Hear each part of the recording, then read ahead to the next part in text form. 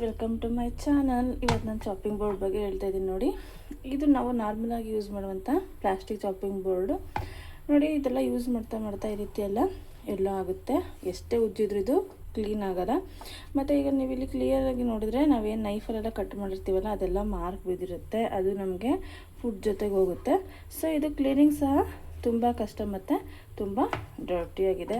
ಆಮೇಲೆ ನಾವೇನಾದ್ರು ಮಾಡಬೇಕಾದ್ರೆ ಈ ರೀತಿ ಎಲ್ಲ ಮೂವ್ ಆಗುತ್ತೆ, ಸ್ವಲ್ಪ ನಮಗಿದು ಕಷ್ಟ ಅನಿಸುತ್ತೆ. ಸೊ ಈಗ ನಾನು ಒಂದು ಬೇರೆ ಥರದ ಚಾಪಿಂಗ್ ಬೋರ್ಡನ್ನ ತರಿಸ್ಕೊಂಡಿದ್ದೀನಿ. ಅದನ್ನ ನಿಮಗೆ ತೋರಿಸ್ತೀನಿ ನೋಡಿ ಸ್ನೇಹಿತರೆ. ನಾನು ರೀಸೆಂಟಾಗಿ ಒಂದು ಸ್ಟೀಲ್ ಚಾಪಿಂಗ್ ಬೋರ್ಡನ್ನ ತರಿಸ್ಕೊಂಡಿದ್ದೀನಿ.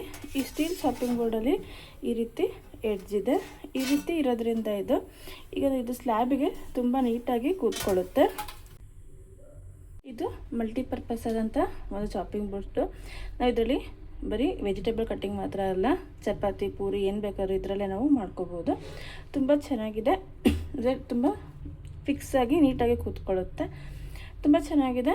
ನಿಮ್ಗೆ ಯಾವ್ದಾರು ಬೇಕು ಅಂದರೆ ಕಮೆಂಟ್ ಮಾಡಿ. ನಾನು ಇದನ್ನ ಮೀಶೋದಲ್ಲಿ ತರಿಸ್ಕೊಂಡಿದ್ದೀನಿ. ತುಂಬ ಚೆನ್ನಾಗಿದೆ. Thank you.